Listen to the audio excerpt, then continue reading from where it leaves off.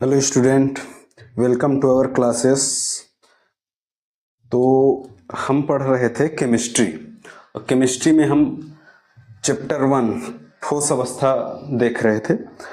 अब इसी चैप्टर में आगे बढ़ेंगे और देखेंगे अब क्या आ रहा है। ठीक है, तो चलिए देखते हैं। तो हमारा अगला क्वेश्चन है, क्रिस्टल क्या है। तो यहां पर देखते हैं डेफिनेशन, क्रिस्टल क्या है।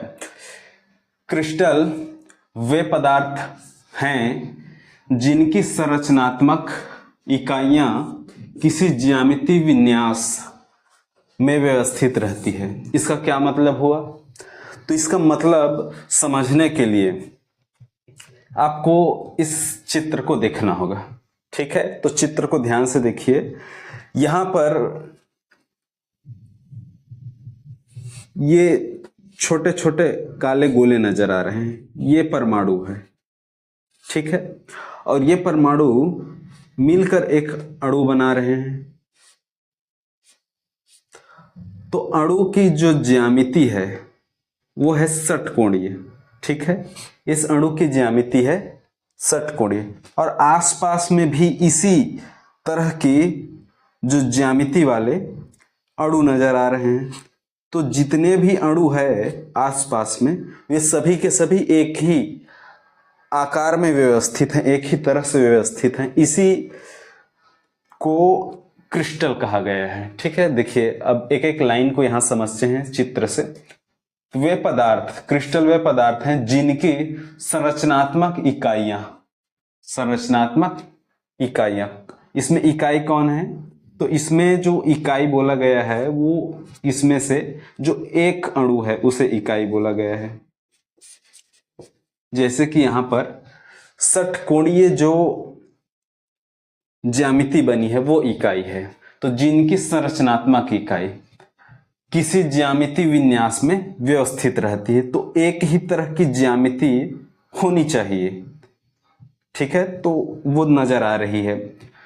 तो आपको क्या करना है, चित्र को देखना है, चित्र से समझने की कोशिश करनी है और परिभाषा को पढ़ना है। तो इससे आप जब लिंक करके पढ़ेंगे तो चीजें समझ आ जाएगी। ठीक है, अब इसके अंतर्गत उदाहरण है NaCl मतलब सोडियम क्लोराइड और है कॉपर सल्फेट। ठीक है, इसमें जो कॉपर सल्फेट का सूत्र है उसमें असल में जो O4 है वो 4 बहुत छोटा रहता है। ठीक है, प्रिंटिंग मिस्टेक रहता है छोटा छोटा, तो CuSO4 रहेगा यहां। ठीक है, चलिए आगे चलते हैं।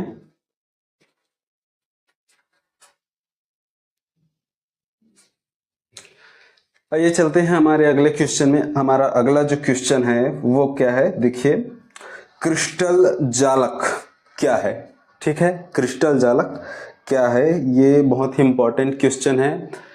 आप इसको देख पा रहे हैं कि ये 2021 और 23 में आया हुआ प्रश्न है, बहुत इंपॉर्टेंट है। अब इसका आंसर देखते हैं कि क्रिस्टल जालक क्या है।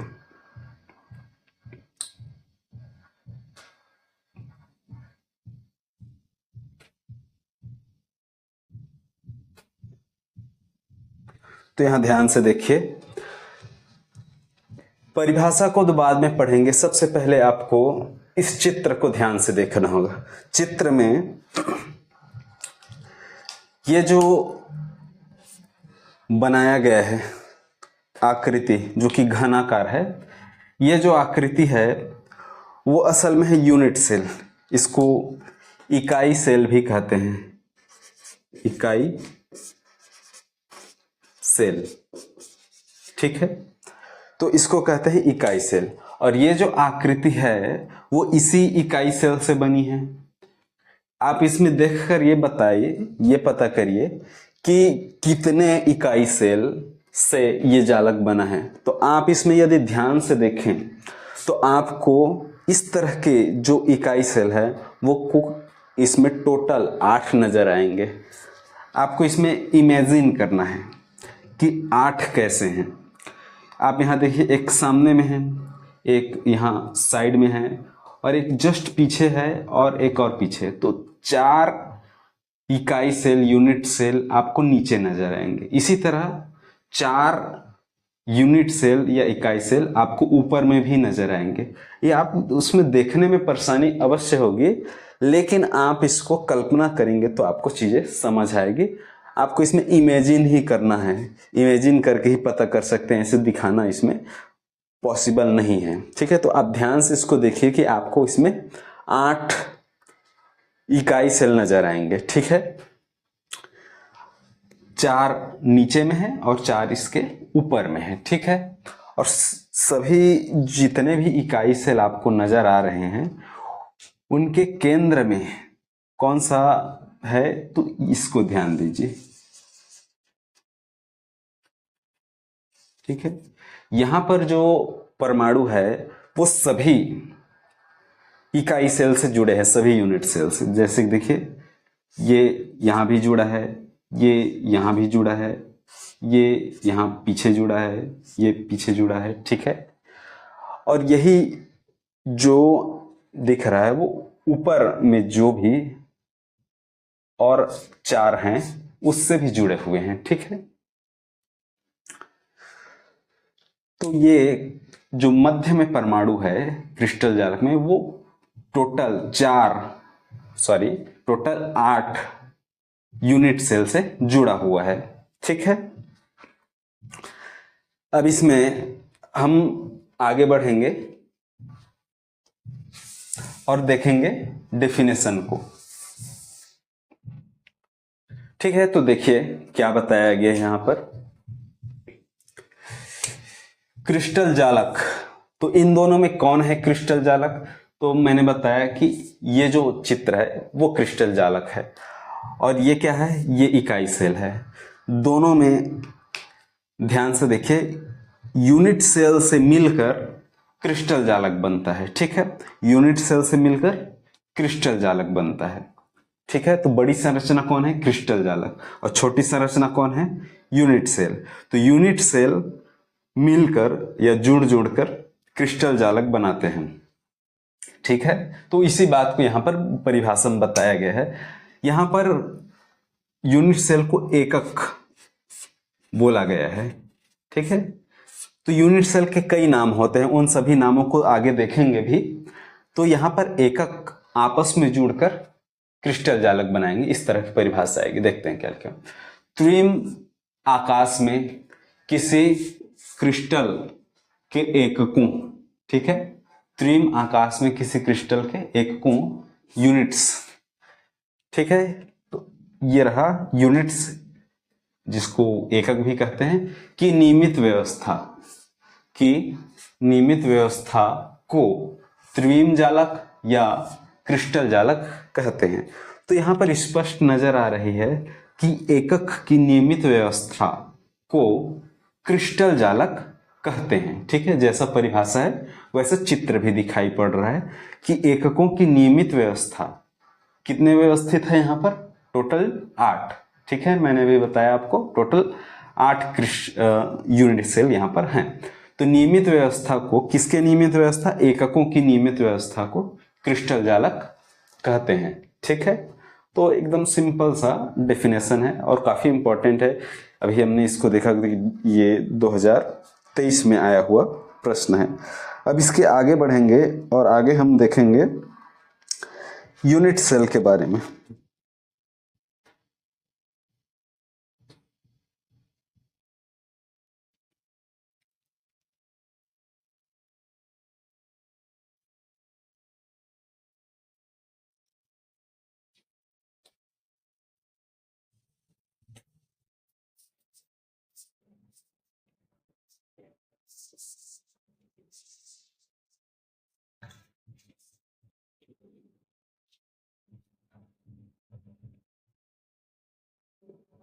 देखिए आगे देखते हैं।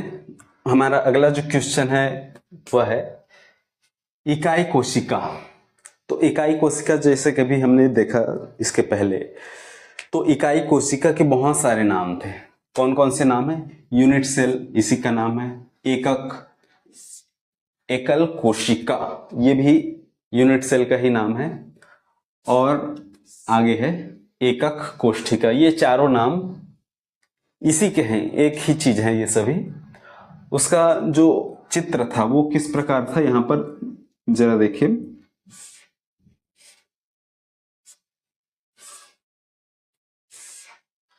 इस तरह एक पहले तो वर्ग बनाएंगे, फिर उसके पीछे एक दूसरा वर्ग बनाएंगे।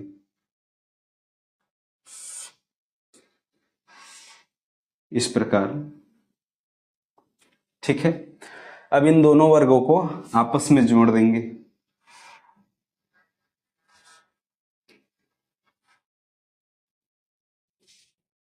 तो इस तरह की आकृति बनेगी। अब इसके जो कोने हैं, तो कोनों को देखिए, कोने में आपको लगाने हैं परमाणु। तो कोने होते हैं 8।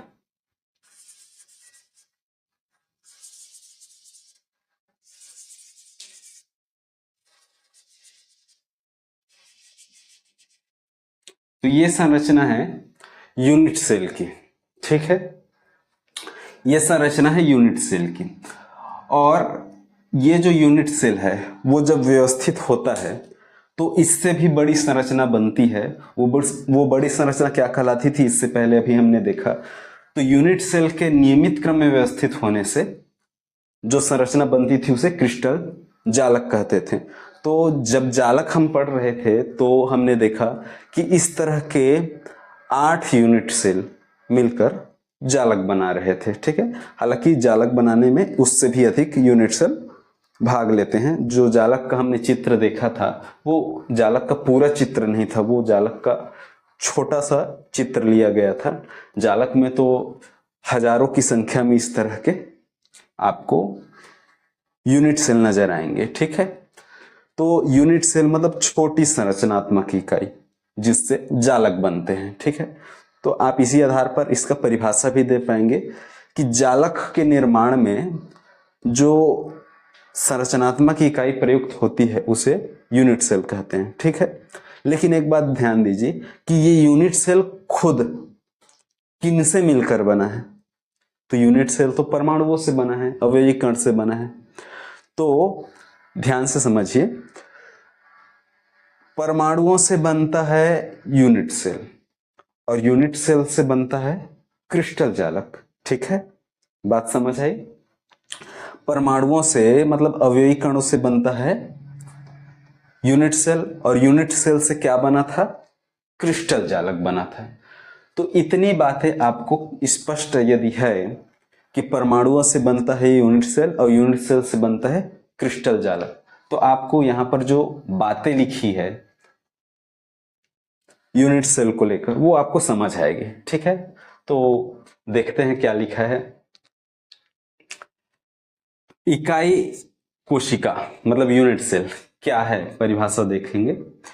किसी क्रिस्टल के अणुओं, परमाणुओं या आयनों के क्रमबद्ध, ठीक है। अणु, परमाणु या आयन तीनों में से कोई भी हो सकता है, ये जो काले बिंदु है वो, ठीक है। तो किसी क्रिस्टल के अणुओं, परमाणुओं या आयनों के क्रमबद्ध रूप से व्यवस्थित होने पर जो सूक्ष्मतम इकाई बनती है वह क्रिस्टल की इकाई कोशिका कहलाती है, ठीक। तो यहां पर 2 लाइनों में जो बातें लिखी है उसमें स्पष्ट रूप से यही बताया है कि अणु, परमाणु या आयन जब व्यवस्थित होते हैं तो जो सूक्ष्मतम संरचना बनती है उसे ही इकाई कोशिका कहते हैं, ठीक है। उसे ही इकाई कोशिका कहते हैं। आप इन 2 लाइनों को पढ़िए और उस चित्र को देखने की कोशिश करिए, आपको चीजें समझ आएंगी। लिखा है, एक बार और रिपीट कर लेते हैं। किसी क्रिस्टल के अणु, परमाणु या आयन के क्रमबद्ध व्यवस्थित होने पर, देखिए आप यहां पर क्रमबद्ध व्यवस्थित है, ठीक है ना, अस्त व्यस्त तो नहीं है, क्रमबद्ध व्यवस्थित है होने पर जो सूक्ष्मतम इकाई, तो ये जो इकाई है वो सूक्ष्मतम है कि नहीं, ध्यान दीजिए, एक एक शब्द को पकड़िए। तो जो संरचना बनी है वो सूक्ष्मतम है नहीं, सूक्ष्मतम है, ठीक है, ये सूक्ष्मतम इकाई है क्योंकि जालक काफी बड़ा होता है, ठीक है, तो ये जो संरचना है वो सूक्ष्मतम है। तब, ठीक है, सूक्ष्मतम इकाई बनती है तब वह क्रिस्टल की, ठीक है, ये क्रिस्टल की इकाई कोशिका कहलाती है, ठीक है।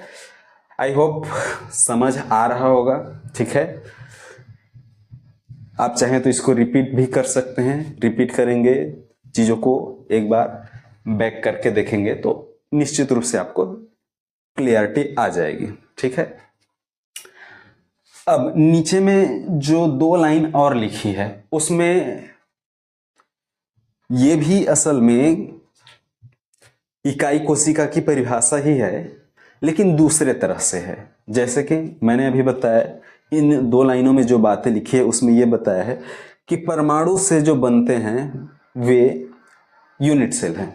अब इन 2 लाइनों में उल्टी बात बताई गई है कि जालक जिनसे बनता है, जालक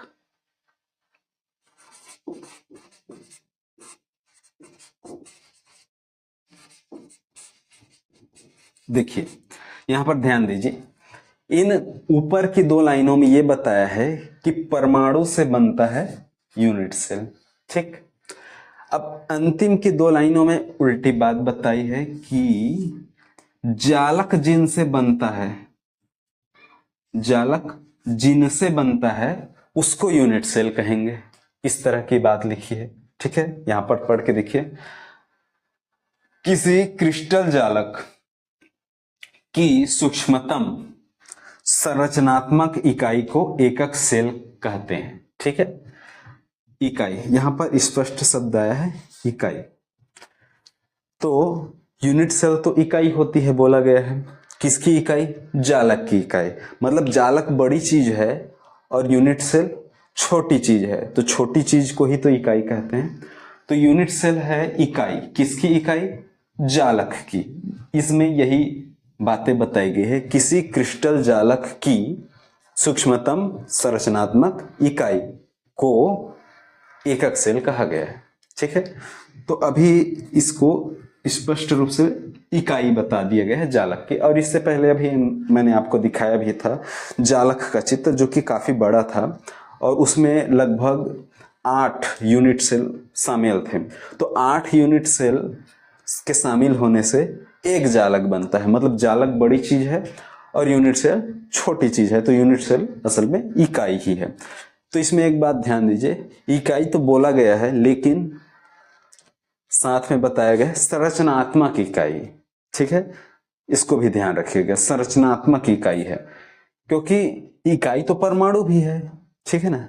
परमाणु, देखिए, परमाणु से यूनिट सेल, यूनिट सेल से जालक, ठीक है। तो इकाई तो परमाणु भी है लेकिन यहां पर संरचनात्मक शब्द प्रयोग किया गया है, मतलब थोड़ी बड़ी इकाई जिससे एक संरचना बन जाए, उस टाइप की इसमें बात कही गई है। तो साथ में बोला गया है संरचनात्मक इकाई, मतलब थोड़ी बड़ी इकाई होनी चाहिए, एकदम परमाणु को ही नहीं ले लेंगे, ठीक है। जैसे कि एक बड़ा मान लेते हैं बिल्डिंग है, तो बिल्डिंग जो है वो किनसे मिलकर बना है? ईंटों से भी मिलकर बना है और छोटे छोटे कमरों से मिलकर बना है। तो आप जब किसी बिल्डिंग की इकाई की बात करेंगे, संरचनात्मक इकाई की, तो आप कमरा बोलेंगे ना कि ईंट बोलेंगे। तो उसी तरह इसमें बताया गया है कि जब आप इकाई बोल रहे हैं और संरचनात्मक बोल रहे हैं तो थोड़ी बड़ी इकाई लेंगे, ठीक है। जैसे मैंने कमरा बोला, न कि ईंट को, ठीक है। आई होप चीजें समझ आ रही होंगी और एक एक वर्ड, एक एक जो शब्द हैं उसका मतलब भी आपको समझ आ रहा होगा, ठीक है। अब इसके आगे बढ़ेंगे और देखेंगे अगले क्वेश्चन को, ठीक है।